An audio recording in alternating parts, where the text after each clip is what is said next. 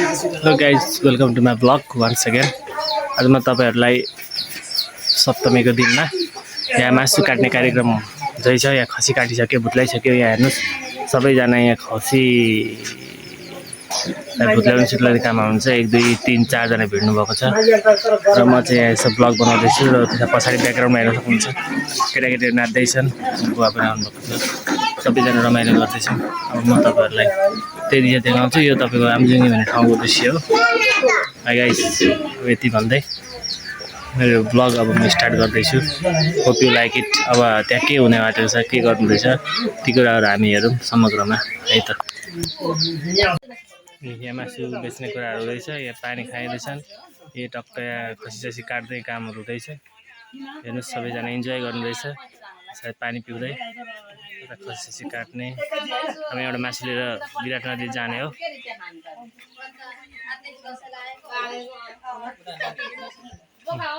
यता केटाकेटीहरू नाच्दैछन्, रमाइलो गर्दैछन्। दसैँ राम्रो लागिरहेछ, रमाइलो छ। यो सबै हेर्नुहोस्, यो घरको दृश्य बहुत इन्जोय छ। छिलछाल हुँदैछ, छिलछाल, पुरै छिलछाल।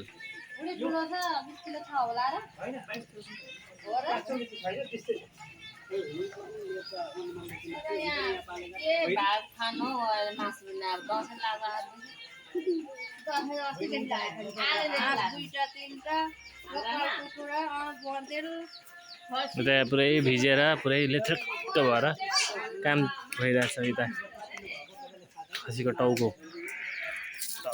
पुलिँदैछ।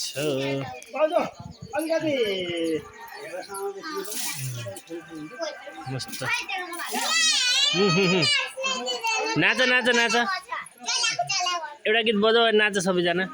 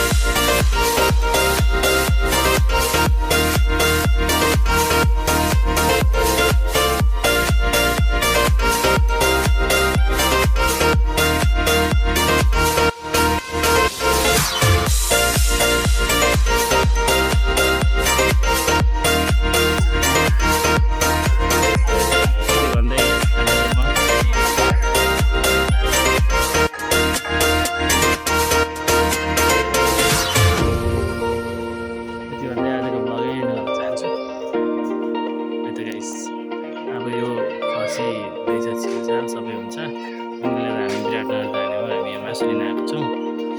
यति भन्दै म आजको ब्लग एन्ड गर्न चाहन्छु। फेरि अरू ब्लग लिएर आउँछु। आज चाहिँ मासु लाने ब्लग बनाइसकेँ। फेरि अरू ब्लगमा आउँछु। आज यति भन्दै म छुट्टिन चाहन्छु। धन्यवाद। ल गाइस, त्यही मासुको मैले तपाईँलाई देखाइहालेँ। त्यतिमै आजको यो मासु ब्लग एन्ड गर्दैछु। फेरि नयाँ भिडियोहरू लिएर आउने बाचाका साथ आज म यतिमै अन्त्य हुँदैछु। By by guys.